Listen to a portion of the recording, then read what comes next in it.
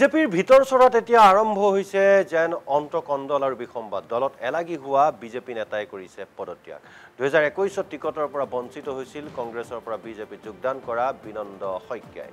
বিজেপিৰ প্ৰতি অসন্তুষ্ট আৰু বিগত দিনসমূহত বিজেপিত এলাগি হোৱা চিপাঝাৰৰ প্ৰাক্তন বিধায়ক বিনন্দ শইকীয়া তেওঁ বিজেপিৰ কাম-কাজত অসন্তুষ্ট হৈ দল ত্যাগ কৰিছে আৰু আকৌ কংগ্ৰেছলৈ ঘূৰি যাব বুলি চৰ্চা চলিছে মাত্ৰ এটা বাক্যত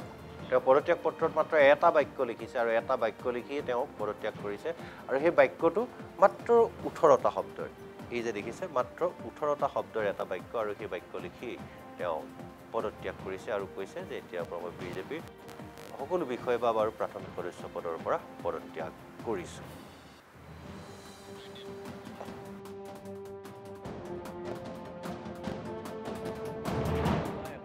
বিধানসভা নিৰ্বাচনৰ পিছৰ পৰা কি কাৰণত নাজানো যেটো দলত মই আছিলো আজিলৈকে সেই দলটোত মোক এলাগি কৰি ৰখাৰ নিচিনা মই এটা অনুভৱ কৰিলো মোক যোৱা বছৰ 21ৰ বিধানসভা নিৰ্বাচনত প্ৰাৰ্থিত্বও দিয়া নহল আৰু কি কাৰণত মই প্ৰাৰ্থিত্ব নাপালো সেই বিষয়ে মই কাৰো পৰা একো জানিবলৈ নাপালো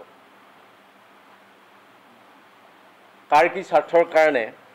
এজন সিটিং এমএলএ এই সময়ত টিকেটৰ পৰা বঞ্চিত কৰা হ'ল সেই কথা মই গম নাপালো আৰু গম নোপোৱাকৈয়ে 4টা বছৰ তেওঁলোকৰ পৰা কিবা শুনিম বুলি মই অলপ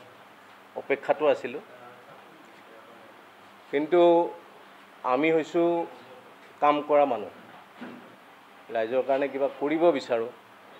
ৰাইজৰ লগত থাকিব বিচাৰো আৰু সময়ৰ লগত খোজ মিলাই আমাৰ অঞ্চলবাসীক সমষ্টিবাসীক আগুৱাই লৈ যাব বিচাৰো এনেকুৱা পৰিপ্ৰেক্ষিতত আমি এনেকে নিষ্কৰ্মা হৈ বা এটা দলত থাকি কৰ্মহীন হৈ বহি থকাৰ ইচ্ছা মোৰ লাহে লাহে নাইকিয়া হ'বলৈ ধৰিলে কিন্তু সদায় এনেকে নিষ্কৰ্মা হৈ বহি থকাটো আমাৰ কাৰণে ৰাজনৈতিকভাৱে নিষ্কৰ্মা হৈ বহি থকাটো সম্ভৱপৰ নহয় কাৰণ মই এগৰাকী ৰাজনৈতিক ব্যক্তি আৰু সক্ৰিয় ৰাজনৈতিক ব্যক্তি মই সক্ৰিয়ভাৱে ৰাজনীতি কৰা ব্যক্তি হিচাপে নিষ্কৰ্মা হৈ বহি থাকিব নোৱাৰো সহজ কথাত যদি আপোনালোকক কওঁ যে এটা ফুটবল দলত যদি ভাল খেলুৱৈ এজন আপোনালোকে দেখে যদি বেঞ্চত বহি আছে তেওঁক খেলিবলৈ সুযোগ দিয়া হোৱা নাই তেতিয়াহ'লে তেওঁ অন্য ঠাইত খেলাৰ কথাটো তেওঁ নিজে নিজে মনলৈ আহিব বেলেগ দলৰ পৰা মই খেলিলে মই ভাল খেলি দেখুৱাব পাৰিম নেকি গোল দিব পাৰিম নেকি তেনেকুৱা ধৰণৰ আমিও তেনেকে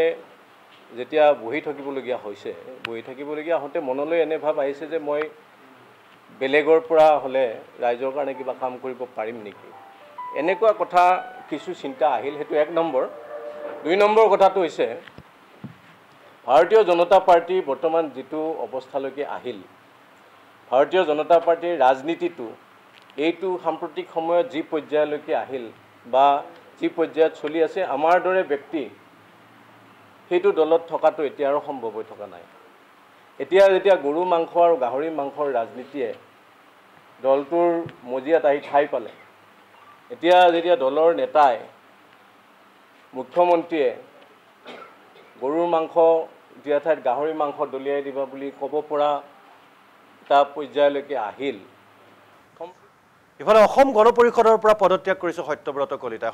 কলিতা অগপৰ বৰ্তমানৰ সাধাৰণ সম্পাদক আছিল আৰু তেওঁ কমলপুৰ সমষ্টিৰ প্ৰাক্তন বিধায়ক আছিল অগপৰ বিৰুদ্ধে বিখুদগাৰ কমলপুৰৰ প্ৰাক্তন বিধায়কৰ অগপৰ সভাপতি অতুল বৰাৰ বিৰুদ্ধে ক্ষোভ আৰু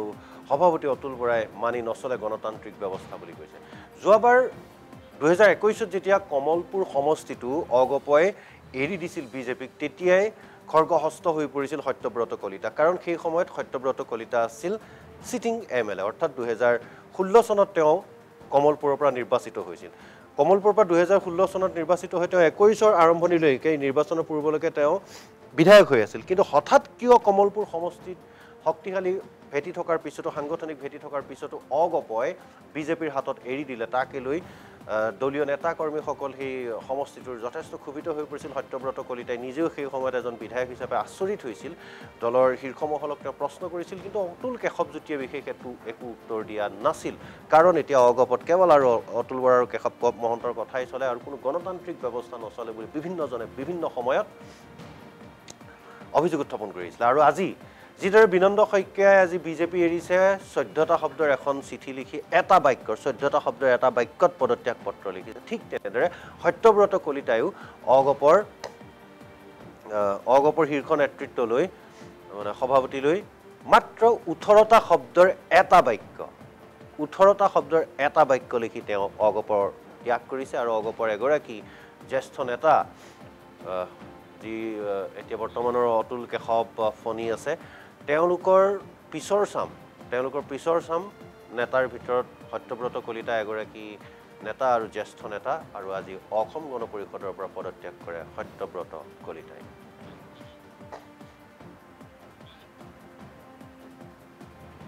মানসিক সংঘাত মানসিক দ্বন্দ্বৰ আজি অন্ত পৰিল আজি বহুত দিনৰ পৰা এই বিষয়টো চৰ্চা হৈ আছিলে যে মই অসম গণ পৰিষদ দলত আৰু কিমান দিন থাকিব পাৰিম মই নাজানো এক প্ৰকাৰ বাধ্য কৰোৱা হ'ল যাৰ ফলস্বৰূপে আজি শেষত মই পদত্যাগ কৰিলোঁ 2016 চনত এই দলটোৰ পৰাই মই বিধায়কো হৈছোঁ 2021 চনত কোনো ধৰণৰ মোৰ বিৰুদ্ধে কোনো ধৰণৰ প্ৰতিষ্ঠান বিৰোধী ঢৌ নথকাৰ স্বত্তেও মোক এই দলটোৰ টিকেটৰ পৰা বঞ্চিত কৰা হ'ল তথাপিও দলটোত আজি 5 বছৰ প্ৰায় 5 বছৰ মই একান্তভাৱে কাম কৰিছোঁ কিন্তু এই কথাবিলাকক বহু ক্ষেত্ৰত আওকাণ কৰা আমি দেখিবলৈ পালোঁ তাৰো ইয়াৰ লগত কিছু জাতীয় প্ৰশ্নৰ কথা জড়িত হৈ আছে যিটোৱে মোৰ সংঘাতৰ সূত্ৰপাত হৈছিল প্ৰথম কথা মই বিৰোধিতা কৰিছিলোঁ বিৰোধিতা কৰাৰ পিছতো আমাৰ এগৰাকী সংসদ বীৰেন্দ্ৰ প্ৰসাদ বৈশ্যই ভোটটো নিদিলেও কাখন ৰাজ্যসভাত গৃহীত হ'লহেঁতেন কিন্তু ভাৰতীয় জনতা পাৰ্টীক সন্তুষ্ট কৰিবলৈ গৈ মানে বীৰেন্দ্ৰ বৈশ্যই সপক্ষে ভোট দিলে আৰু আজি আপোনালোকে জানে আজিৰ তাৰিখটো এটা গুৰুত্বপূৰ্ণ দিন যে আকৌ 10 বছৰলৈ যিটো সীমা আজি 10 বছৰ পুনৰ বৃদ্ধি কৰা হ'ল 2014 চনটো আমি বিৰোধিতা কৰিছোঁ আপোনালোকে জানে তাৰ কাৰণে অসম গণ পৰিষদ দলে উচ্চতম ন্যায়ালয় গৈছে কিন্তু এই কথাবিলাকত বিৰোধিতা কৰা নাই কাৰণ এই কাৰণে মই বিৰোধিতা নাই কৰা বুলি কৈছোঁ ইতিমধ্যে অসম চৰকাৰৰ পৰা বিদেশী ন্যায়াধিকৰণলৈ এখন পত্ৰ গৈছে য'ত কোৱা হৈছে যে হিন্দু বিদেশীসকলৰ নাম তাৰ পৰা সেই যি আইন বিচাৰ সেই প্ৰক্ৰিয়াত হিন্দু বিদেশীসকলৰ নাম গ্ৰহণ কৰিব নালাগে পৰোক্ষভাৱে কাখন তেওঁলোকে ইমপ্লিমেণ্ট কৰিলে অথচ এখন আইন যিখন আইন এতিয়া উচ্চতম ন্যায়ালয়ত বিচাৰাধীন হৈছে অসমৰ বহু সংগঠন আনকি অসম গণ পৰিষদে তাৰ বিৰোধিতা কৰিছে এই ধৰণৰ কিছুমান মানসিক সংঘাত মোৰ হৈছিলে নতুনক কিমান বাট এৰি দিছে আপোনালোকে ৰাজ্যসভাৰ সদস্য বাছনি ক্ষেত্ৰতে আপোনালোকে দেখিলে বীৰেন্দ্ৰ প্ৰসাদ বৈশ্যই ক'তো এটা কাউন্সিলৰৰ ইলেকশ্যন নেখেলাকৈ আজি 15-16 বছৰ ধৰি ৰাজ্যসভাৰ সদস্য হৈ আছে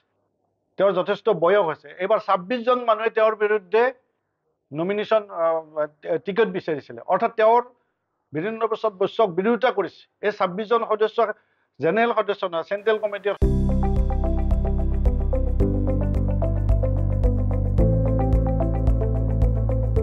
NB নিউজ সহজ সৰল ভাষাত নৱভাৰতৰ কথা